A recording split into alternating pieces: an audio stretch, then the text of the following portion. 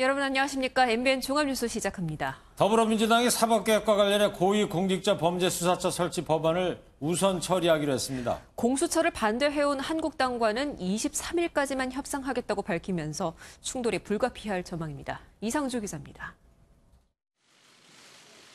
더불어민주당은 국회에서 당 검찰개혁 특위를 열어 사법개혁안 가운데 공수처 설치 법안을 먼저 처리하기로 했습니다.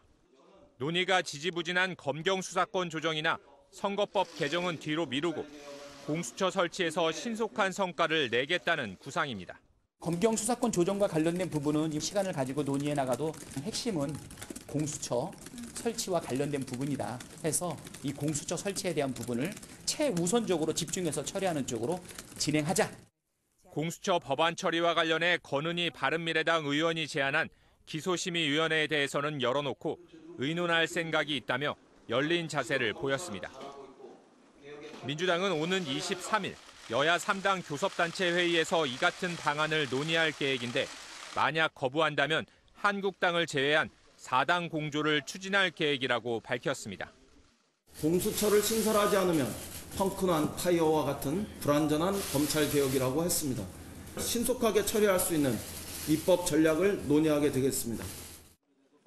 이와 관련해 대국민 담화와 토론회 등을 통해 국민의 이해를 구할 예정이라고 강조했습니다. 민주당은 오는 29일 이후 열리는 국회 본회의에서 공수처 설치를 통과시키겠다는 입장을 분명히 하면서 공수처를 반대해온 한국당과 충돌이 불가피할 전망입니다. MBN 뉴스 이상주입니다. 민주당의 공수처 우선 처리 방침에 한국당은 물론 바른미래당까지 반대 입장을 밝혔습니다. 본회의 처리를 위해서는 야당과의 공조가 관건인데 민주당은 충분히 통과가 가능할 것으로 내다보고 있습니다. 조창우 기자입니다. 공수처 절대불가 입장을 고수해온 자유한국당은 민주당의 공수처법 우선 협의 소식에 강하게 반발했습니다. 여당이 드디어 속내를 드러냈다면서 공수처 선처리 합의를 위한 협상은 응하지 않을 뜻을 분명히 했습니다. 민주당이 이처럼 공수처에 목을 매는 이유는 공수처가 조국 비호 카르텔의 마지막 조각이기 때문입니다. 권은희 의원 공수처안이 받아들여지면 반대하지 않겠다던 바른미래당 역시 공수처법을 먼저 논의하자는 제안에 부정적인 입장입니다. 오신환 바른미래당 원내대표는 선거제와 검경수사권 조정안 합의 처리가 패스트트랙의 전제라며 선처리는 합의를 깨는 거라고 강조했습니다. 그 앞에 전제를 빼고서 권은이 아니던 무슨 아니던 먼저 처리하겠다고 하는 것은 동의할 수 없어요. 정의당은 공수처 우선 협상에 동의할 수 있다고 밝혔지만 민주평화당은 11월 말까지 논의해야 한다며 유보적인 입장을 밝혔습니다.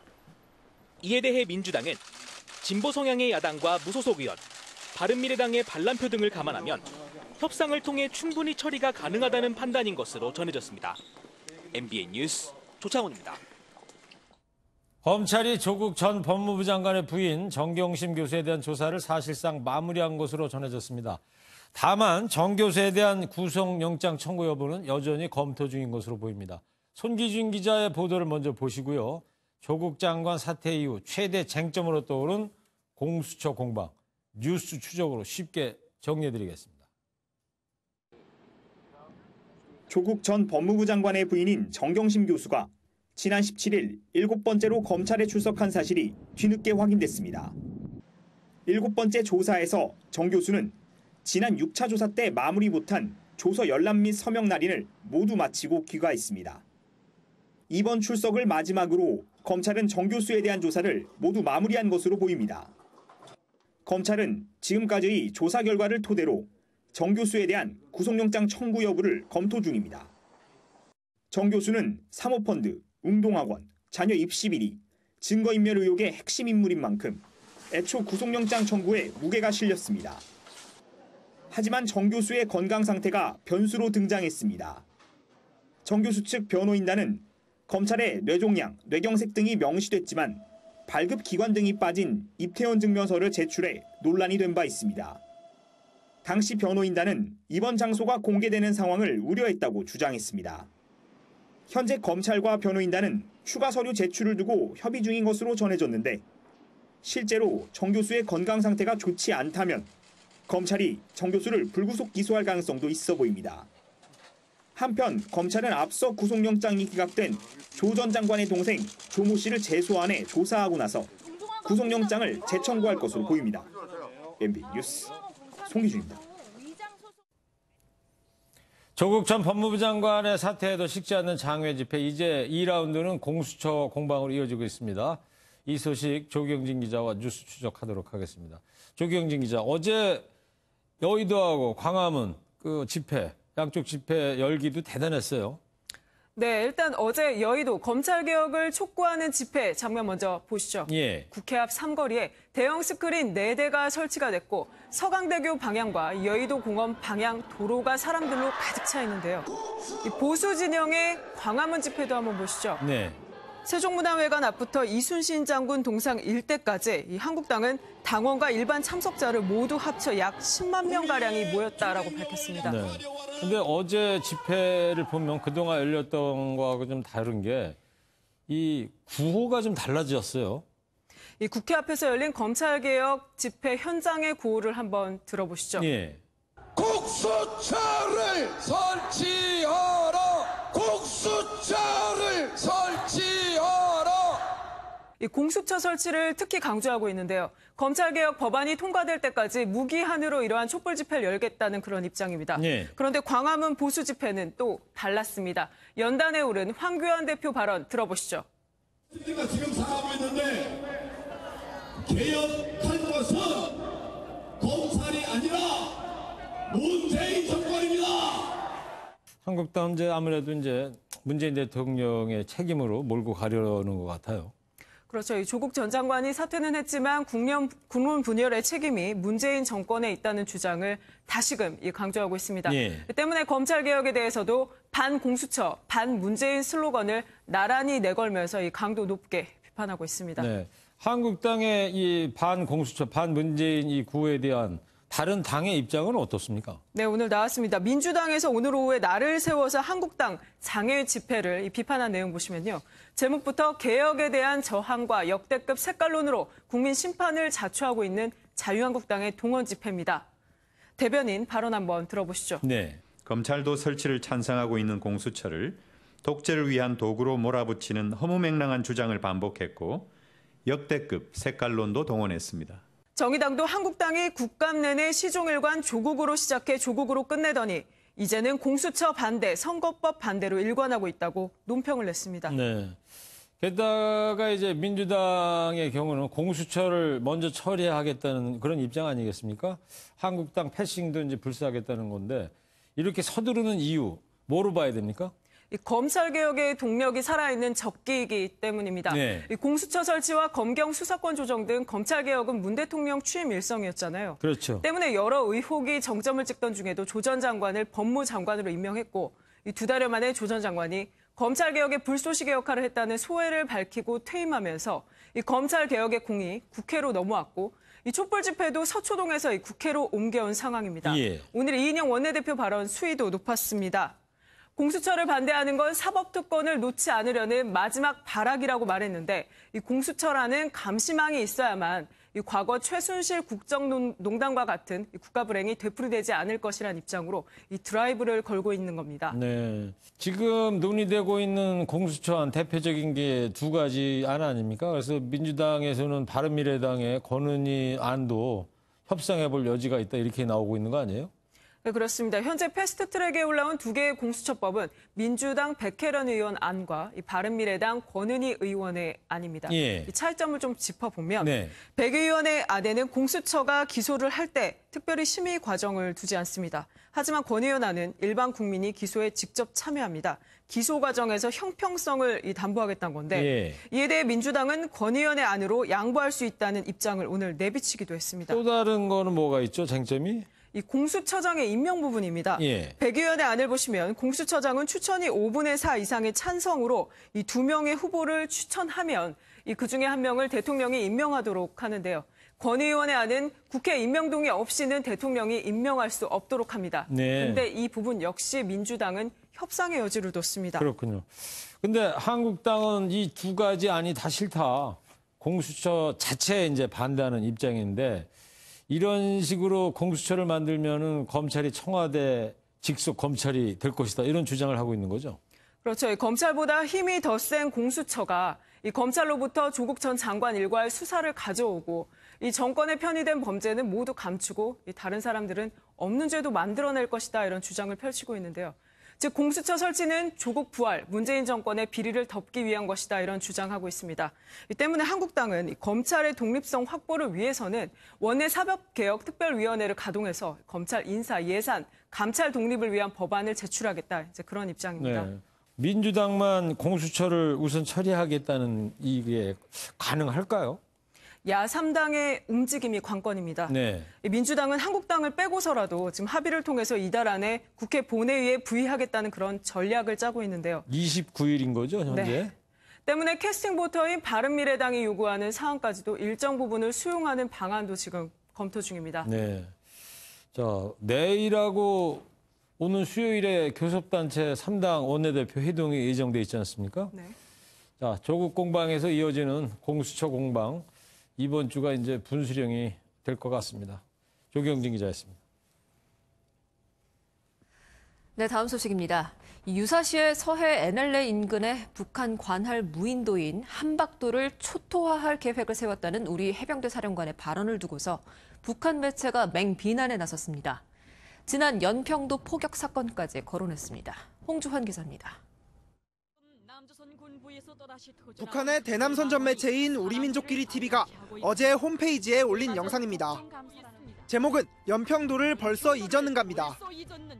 해병대 사령관 리숭도는 동족에 대한 악담을 쏟아내다 못해 국군 안보를 위협하는 적이라고 떠들어대며 우리 영토에 대한 이른바 초토화 계획이라는 것까지 공개하는 망동을. 지난 15일 해병대 사령부 국정감사 때 이승도 해병대 사령관이 한 발언을 문제 삼은 겁니다. 이 사령관은 당시 한박도에 타격 장비가 배치된다면 큰 위협이라며 유사시의 한박도를 완전히 초토화할 수 있도록 2사단 화력 계획을 세웠다고 말했습니다. 한박도는 서해 NLL 북단에 있는 북한 관할 무인도로 북한은 지난 2017년부터 레이더와 감시 장비를 운용 중인 것으로 알려졌습니다. 북한은 지난 2010년 일어난 연평도 포격 사건까지 거론하며 이 사령관을 비난했습니다. 남조선 민심은 계획적인 호세를 부리는 리숭도를 비롯한 군부 호전 세력에게 이렇게 묻고 있습니다. 연평도를 벌써 잊었는가? 이 사령관은 연평도 포격 당시 연평도 해병대 부대장으로 포격 13분 만에 응사를 실시하며 북한의 추가 도발을 막았습니다. 북한이 연평도까지 언급하며 압박하자 자유한국당은 북한의 도발에 정부가 봐주기로 일관하면서 안보 위협으로 이어지고 있다고 비판했습니다. MBN 뉴스 홍주환입니다. 북미 실무 협상이 결렬된 가운데 북한 매체들이 연일 자주와 자력을 강조하고 있죠. 이런 가운데 김정은 위원장의 부인 리설주 여사가 넉 달째 모습을 보이지 않고 있어서 관심을 모으고 있습니다. 신동규 기자입니다. 북미 실무 협상이 결렬된 가운데 북한이 대남 선전 매체를 이용해 연일 자력갱생을 강조하고 나섰습니다. 강대국의 제재나 압박으로 국가 존립의 기둥이 휘청이는 건 자체의 힘으로 모든 걸 해결하려는 신념과 의지가 부족하기 때문이라고 밝혔습니다. 노동신문은 1심 단결로 김정은 국무위원장을 지지해야 한다고 주장하면서 대륙간 탄도미사일, ICBM 화성 15형 발사에 성공해 핵무력 완성을 주장했던 2017년 11월을 언급하기도 했습니다. 김정은 위원장이 중대 결심을 할 때마다 내보였던 백두산 백마 등정을 대회에 공개한 것과 맞물려 분위기가 심상치 않다는 분석이 나옵니다. 독자 노선을 가면서 자력갱생을 하겠다. 그리고 독자적인 핵보유로 가겠다. 그걸 막기 위해서는 미국이 양보를 해라 하는 메시지를 일관되게 던지는 거죠. 이런 가운데 김 위원장의 부인 리설주 여사는 넉 달째 공개석상에 모습을 보이지 않고 있습니다. 백두산 등정에도 리설주 여사 대신 동생 김여정이 수행하는 장면만 공개됐습니다. 과거 사례로 볼 때 임신 출산설이 제기되기도 하지만 북미 대결 국면에서 김 위원장의 카리스마를 부각하려는 거란 분석도 나오고 있습니다. MBN 뉴스 신동규입니다. 손학규 바른미래당 대표에 대해 방기를 들었던 이준석 최고위원에 대해 직위 해제 징계가 내려졌습니다. 당 윤리위는 이 최고위원이 안철수 전 서울시장 후보에게 욕설을 하는 등 심각한 해당 행위를 했다고 판단했는데요. 이 최고위원은 강하게 반발하고 있습니다. 김현 기자의 보도를 먼저 보시고요. 극한으로 치닫는 바른미래당 보수 진영의 통합 움직임 앞으로 어떻게 전개될 것인지 뉴스 추적하겠습니다. 바른미래당 윤리위원회가 이준석 최고위원에게 직위해제 징계를 내린 이유를 밝혔습니다. 윤리위는 이 최고위원이 지난 3월 25일 대학생들 앞에서 안철수 전 서울시장 후보에 대해 욕설과 비방 발언을 했다고 지적했습니다. 윤리위는 이 최고위원이 녹취록 공개 이후에도 당과 후보에게 아무런 사과를 하지 않았다며 당의 단결과 화합을 크게 저해했다고 비판했습니다. 이 최고위원은 사적 대화를 녹음해 징계를 논의한 것에 대해 유감이라며 즉각 반발했습니다. 사석에서의 발언을 녹취해가지고 그걸 문제 삼는 것인데 전 그것도 부당하다. 손학규 대표의 사실 당권을 지키려는 마지막 추한 모습이다 이렇게 봅니다. 이 최고위원은 손학규 대표가 안병원 윤리위원장을 임명한 뒤 징계를 재심의했다며 의혹을 제기했습니다. 손 대표는 지난 16일 자신의 명예를 훼손했다는 이유로 지상욱 의원을 검찰에 고소한 바 있습니다. 비당권파 의원에 대한 연이은 징계와 고소로 손학규 대표와 유승민 의원을 중심으로 한 의원들과 결별 가능성이 점차 커지고 있습니다. MBN 뉴스 김현입니다.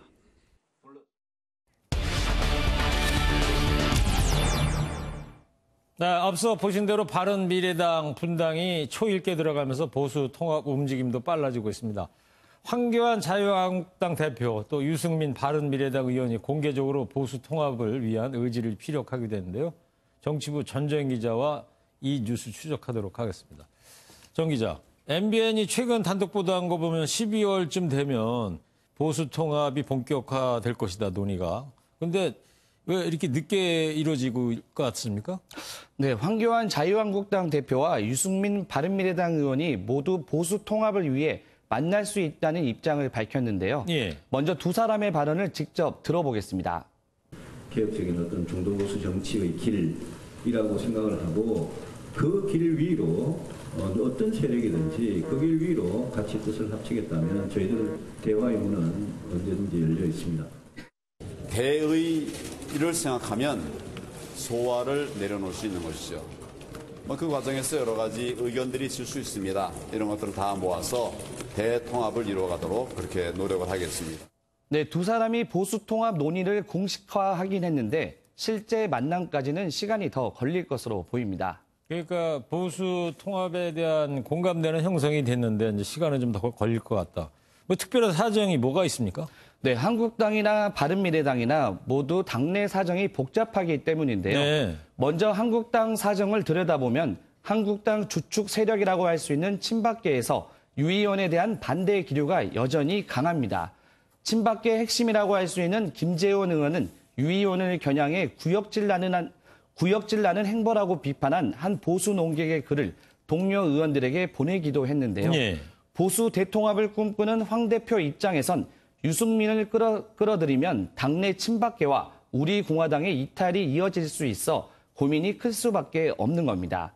특히 유 의원이 밝힌 탄핵 인정 등 이른바 통합 조건에 대한 답변도 내놓아야 하는 상황이어서 결단을 내리기까지는 좀 더 시간이 걸릴 것으로 보입니다. 네, 각 당마다 이제 사정이 다르기 때문에 그렇다는 거고. 유승민 의원은 보면 말이죠. 상대적으로 이제 마음이 좀 급할 것 같은데 바른미래당도 뭐 사정이 복잡하기는 마찬가지 아니겠습니까, 지금? 네, 그렇습니다. 앞서 리포트에서 보신 것처럼 바른미래당은 사실상 결별 수순에 들어갔습니다. 네. 현재 활동 중인 의원 24명 가운데 유승민계와 안철수계 의원 15명이 모여 비당권파 모임을 만들었는데요. 이 모임이 독자 신당 창당을 추진하고 있습니다. 예. 이에 손학규 대표 측은 한국당과의 통합을 맹비난하며 갈 테면 빨리 가라고 탈당을 압박하고 있는데요. 손 대표의 발언을 직접 들어보겠습니다. 자유한국당으로 가겠다고 하는 사람 이제는 더 이상 말리지 않겠습니다. 갈 때면 가십시오. 빨리 가십시오. 바른미래당 망치지 말고 빨리 가십시오. 어제 광화문 집회에서 손 대표 발언이신 거죠? 네, 그렇습니다. 갈 사람 빨리 가라. 네, 그렇습니다. 하지만 비당권파 내에서도 탈당과 신당 창당 여부를 놓고 삐걱거리는 모습입니다. 네. 유승민계를 중심으로는 12월 신당 창당을 목표로 단계적 탈당을 검토하며 속도를 내겠다는 입장이지만 안철수계에선 조심스럽다는 반응입니다. 안철수계인 권은희 의원은 공개적으로 한국당과의 통합 가능성을 일축하면서 보수 통합 움직임에 제동을 걸기도 했습니다. 예. 그러니까 비당권파도 이제 또 나눠져 있는 거군요, 세력이. 그리고 유승민 의원과 함께 그 바른미래당의 창업주라고 할 수 있는 안철수 전 대표 행보도 이제 관심인데 어떤 행보를 걸을 것 같아요? 네, 현재 안 전 대표는 독일에서 공부를 마치고 미국에서 연구를 이어가고 있는데요. 네. 안 전 대표 측근들의 말을 종합해보면 안 전 대표가 당장 국내로 들어올 가능성은 없어 보입니다. 안 전 대표를 만나러 우주라도 가겠다며 적극적인 러브콜을 보냈던 유승민 의원 입장에선 사실 난감한 상황인데요. 이 때문에 유 의원이 주도하고 있는 비당권파 모임도 차질을 빚고 있는 게 사실입니다. 네. 안 전 대표 관계자는 안 전 대표가 한국당과 통합에 나설 가능성은 크지 않다며 국내 복귀 역시 서두르지는 않을 것으로 보인다고 말했습니다. 다만 한국당 측에서는 안 전 대표가 보수 통합에 동참해 줄 것을 기대하고 있어 적극적인 물밑 접촉에 나설 수 있다는 관측도 나오고 있습니다. 보수 통합에 운을 떼긴 뗐는데 갈 길은 멀어 보이고요. 황교안 대표, 유승민 의원이 앞으로 어떤 결단을 내릴지 이제 주목이 됩니다. 네, 지금까지 전재영 기자였습니다. 네, 뉴스 이어갑니다. 일제 불매 운동에 집중 타깃이 된 유니클로가 이번에는 위안부를 모독하는 듯한 광고를 해서 논란을 빚고 있죠. 이에 근로정신대 할머니가 패러디 영상을 통해서 유니클로를 비판했습니다. 그동안 위안부 폄하 의도가 없었다던 유니클로 측은 결국 광고 송출을 중단했습니다. 정태훈 기자입니다. 20초 남짓의 짧은 유튜브 영상에 양금덕 할머니가 피켓을 들고 등장합니다. 와, 할머니, 그 문구 완전 좋은데요? 난 상기시켜주는 걸 좋아하거든. 잊히지 않는다라는 뜻의 일본어 문구인데 이 영상은 일본 의류 브랜드 유니클로에서 최근 공개한 광고를 패러디한 겁니다. 광고에서 제 나이 때 어떻게 입었냐는 소녀의 질문에 할머니는 그렇게 오래된 일은 기억을 못한다라고 대답하는데 이 부분을 80년도 더 된 일을 기억하냐고? 로 의역하면서 위안부를 모독했다는 비난이 인 겁니다. 양금덕 할머니는 이 부분도 이용해 당시 자신이 겪었던 아픔을 호소했습니다. 제 나이 때는 얼마나 힘드셨어요? 그 끔찍한 고통은 영원히 잊을 수 없어. 근데 나는 74년 되었어도 우리를 그것이 아니다는 것을 표현원이라고 했지만 할 수 있으면 풀어주면 좋겠네요. 제가 똑같이 해볼 테니까 니네가 어떻게 느끼는지 한번 느껴보라고. 전혀 어떤 특정 대상을 비하하거나 조롱하는 의도가 없다. 한편 폄하 의도가 없었다던 유니클로는 비난이 확산되자 많은 분이 불편해하는 점을 무겁게 받아들인다며 해당 광고를 중단했습니다. MBN 뉴스 정태웅입니다. 입사한 지 이제 5개월 된 신입사원이 뇌경색으로 쓰러지자 법원이 이 사원에게 치료비와 입원비를 지급하라고 판결했습니다. 회사 측의 과도한 업무가 뇌경색의 원인이라고 판단한 겁니다. 김지영 기자입니다. 지난 2017년 6월 서울의 한 전기 설계 회사에 입사한 신입사원 A씨. 입사 5개월째인 10월 A씨는 돌연 숙소에서 입에 거품을 물고 온몸이 굳은 상태로 발견됐습니다. 병원에서 뇌경색 진단을 받은 A씨는 근로복지공단에 요양급여를 신청했습니다.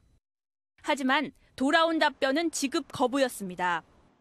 원래 있던 질병이 악화해 뇌경색이 발병한 것으로 업무와 인과관계가 인정되지 않는다며 요양급여 지급을 승인하지 않은 겁니다. A씨는 곧바로 소송을 제기했고 법원의 판단은 달랐습니다. 법원 역시 공단과 마찬가지로 A씨의 평균 근무 시간이 업무상 재해를 판단하는 기준에 못 미친다고 인정했습니다. 그러나 근무 여건을 고려할 때 과도한 업무가 뇌경색을 일으켰다고 판단했습니다. 재판부는 입사 한 달 만에 기피 근무지에 배치돼 잦은 야근과 휴일 근무는 물론 잡무까지 도맡아 했다며 뇌경색 발병은 업무상 재해로 봐야 한다고 설명했습니다. 또 일주일에 2-3번 숙소를 찾아오는 선배 직원들로 충분한 휴식을 취하지 못한 점도 건강에 영향을 미쳤다고 덧붙였습니다. MBN 뉴스 김지영입니다. 우리나라 서해에서 불법 조업한 중국 어선 2척이 해경에 납포됐습니다. 이번에도 우리 해경에 손도끼와 쇠과랑을 던지면서 극렬하게 저항했다고 하는데요. 이외에 있었던 주말 사이 사건 사고 소식을 윤규란 기자가 전해드립니다. 중국 국기를 단 불법 어선이 해경에 포착됩니다. 정선 명령을 따르지 않고 현재 중국 어선 물이 11개에 이용하여 지금 계속해서 이동 중에 있음. 해경 고속정이 접근하자 중국 어선에서 손도끼와 쇠고랑이 날아옵니다. 방패를 든 해경이 재빨리 어선에 올라타 납포합니다. 어제 오후 3시 45분쯤 중국 어선 40여 척이 서해 우리 측 어업협정선을 침범했습니다. 어선 2척을 납포한 해경은 고속정으로 돌진하는 나머지 어선들의 경고 사격해 어업협정선 밖으로 몰아냈습니다. 그물자루 안에 있는 어획물 확인 결과 어종, 대구 등 잡어 200kg. 납포한 중국 어선 관계자를 수사 중인 해경은 불법 행위를 중국 측에 통보해 재발 방지를 촉구할 방침입니다. 고속도로 한복판에 승용차 한 대가 뒤돌아 서 있고 다른 한쪽엔 2차와 부딪힌 다른 차량이 보입니다. 구급대가 차량 안에 있던 사람을 들것에 실어 구급차로 옮깁니다. 오늘 오전 10시 50분쯤 충북 제천 IC 부근에서 승용차 2대와 SUV 차량 1대가 잇따라 추돌해 차량 안에 있던 10명이 다쳤습니다. 경찰은 목격자 등을 상대로 정확한 사고 원인을 조사하고 있습니다. MBN 뉴스 윤기란입니다. 요즘 건물 옥상에 있는 루프톱 카페나 식당이 큰 인기를 끌고 있습니다. 가을 날씨 즐기기에도 좋고 탁 트인 전망에 손님들의 발길이 끊이지 않고 있죠. 하지만 주의하실 점이 있습니다. 난간이 낮거나 제대로 설치되어 있지 않은 곳들이 많기 때문인데 강세현 기자가 현장을 점검해봤습니다. 선선한 가을 날씨가 이어지며 옥상에 있는 루프탑 카페나 식당은 손님들로 붐빕니다. 요즘에 손님들 많이 루프탑 이용하세요? 루프탑 카페나 식당 중엔 좋은 전망을 위해 높은 곳이나 가파른 곳에 위치한 가게들이 많습니다. 추락사고의 위험 때문에 현행법상 옥상 등의 난간 높이는 120cm가 넘도록 규정하고 있습니다. 하지만 젊은 층이 많이 찾는 루프탑 시설을 점검해보니 한눈에 봐도 난간 높이가 기준 미달입니다. 직접 난간 높이를 재보니 68cm밖에 나오지 않는데 기준보다 50cm나 넘게 모자랍니다. 다른 카페의 난간도 70cm 정도고 술을 파는 식당도 무릎보다 조금 높은 수준입니다. 어린이가 자칫 떨어질 정도로 난간 사이가 넓은 곳도 있고 식탁이 난간 바로 옆에 있어 식기가 아래로 떨어질 수도 있습니다. 루프탑 영업 자체가 대부분 불법인 상황에서 지자체들의 단속은 제대로 이루어지지 않습니다. 근데 마음대로 막 잘라버리고 이런 거 있지 않습니까? 그런 경우 저희가 다 100%를 저희가 확인할 수는 없죠. 민원이 들어오면 저희가 처리를 하지요. 공간이 또 협소하고 거기에 또 많은 사람들이 몰렸을 경우에 바깥쪽으로의 추락 가능성이라든지 또 지도 단속되면서 행정적으로나 또 기술적으로 이런 부분이 보완될 수 있도록 하는 부분. 안전사고가 발생하기 전에 꼼꼼한 관리와 점검이 필요해 보입니다.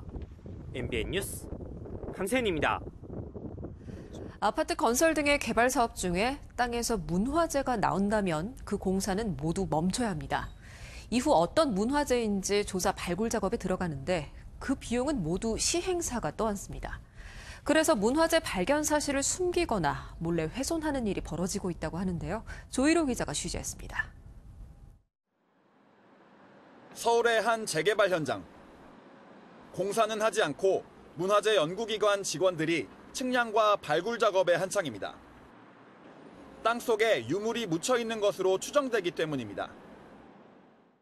현재 이곳의 공사는 전면 중단됐고 매장되어 있는 유물이 뭔지 파악하기 위해 발굴 조사에 들어갔습니다.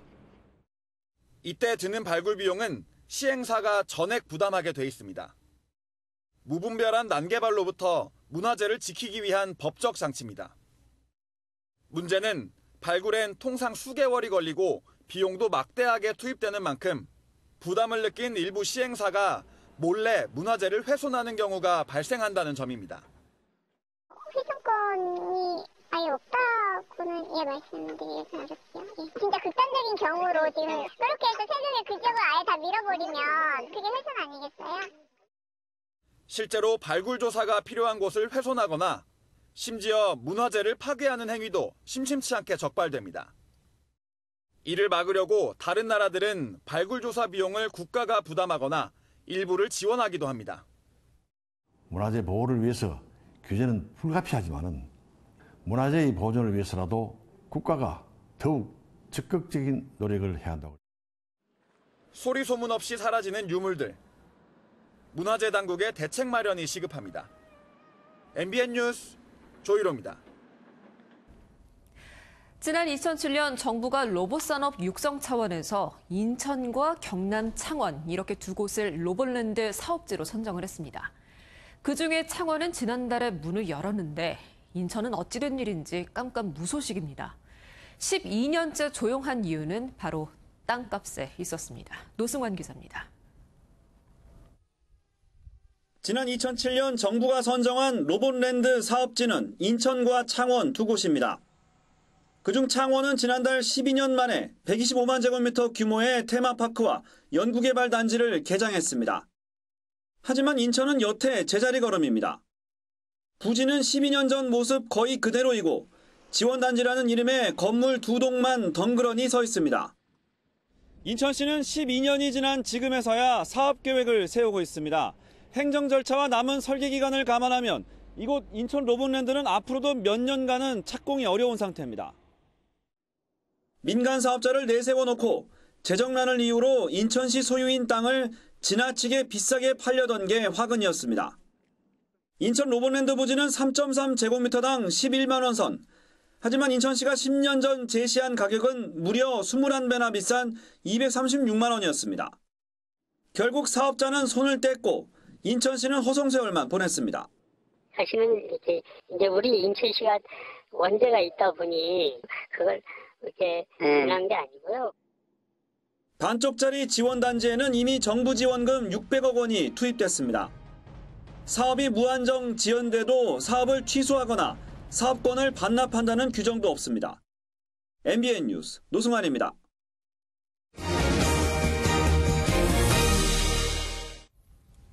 요즘 농촌에선 트랙터가 없으면 농사를 지을 수가 없습니다. 네, 그런데 멀쩡히 세워둔 트랙터에 불이 났다고 합니다. 누가 불을 지른 거예요? 쥐가 원인이었다고 합니다. 쥐가 설치류잖아요. 네. 이 전선 피복을 갉아먹어서 불이 났다고 해요. 오, 그렇군요. 네. 쥐야 뭐 습성대로 이갈이를 하는 거니까 뭐 걔네들이 불날 거라고 생각하면서 설치는 건 아니잖아요. 그래서 농기계 안 쓰실 때는 배터리 전원을 반드시 분리시켜야 한다고 합니다. 정치훈 기자가 보도합니다. 불이 난 트랙터 한 대가 서 있습니다. 자세히 보니 엔진도 멀쩡하고 타이어 부분도 괜찮은데 유독 운전석만 불에 녹아내렸습니다. 화재 원인을 조사하던 중 다른 농기계에서도 수상한 점이 발견됩니다. 다름 아닌 쥐가 전선 피복을 갉아먹은 겁니다. 운전석 내부는 아예 쥐가 살았던 흔적이 보입니다. 계절이 끝나면 한철 쓰고 이제 저장을 해놓잖아요, 차를. 그때 애들이 들어가서 하는 거죠.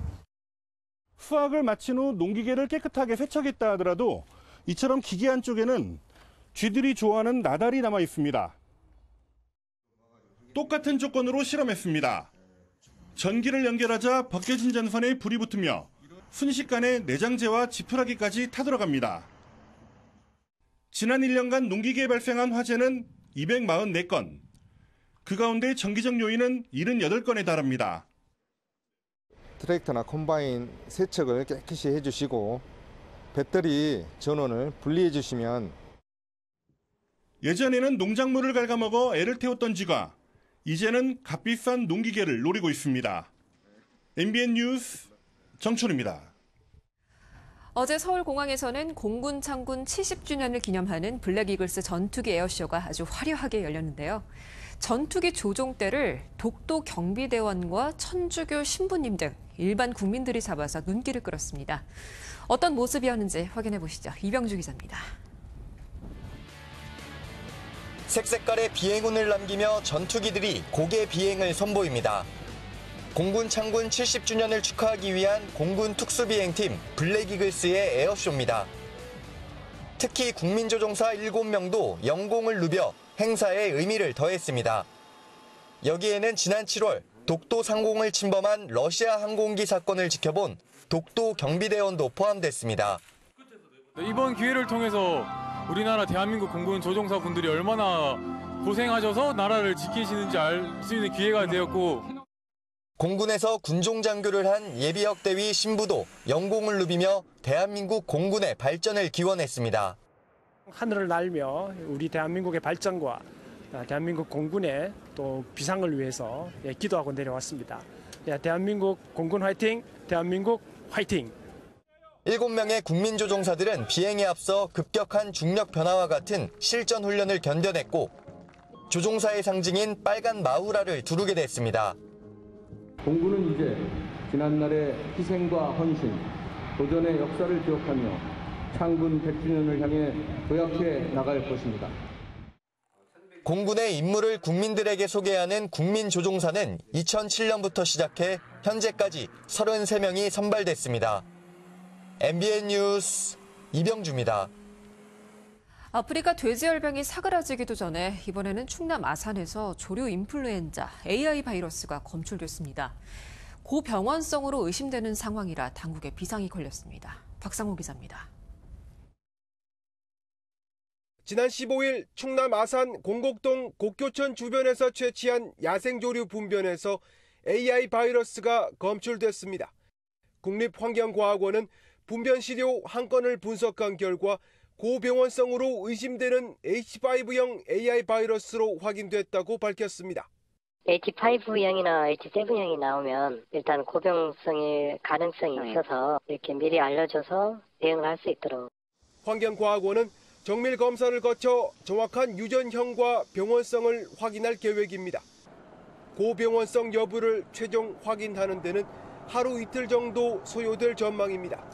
저병원성과 달리 고병원성 바이러스는 전염력과 폐사율이 높아 조류 집단 폐사로 이어질 수 있고 사람도 전염될 수 있습니다. 앞서 지난 10일 충남 천안 봉광천에서 채취한 AI 바이러스는 저병원성으로 판명됐습니다. 환경과학원은 이번에 바이러스가 검출된 지점 반경 10km를 중심으로 야생조류 분변과 폐사체에 대한 예찰을 강화하고 있습니다. 또 농림축산식품부와 해당 자치단체에 AI 검출 사실을 통보하고 방역에 들어가도록 했습니다. MBN 뉴스 박상호입니다. 휴일인 오늘도 나들이 하기 참 좋았습니다. 오늘 밤에는 가을의 불청객 미세먼지가 찾아오겠는데요.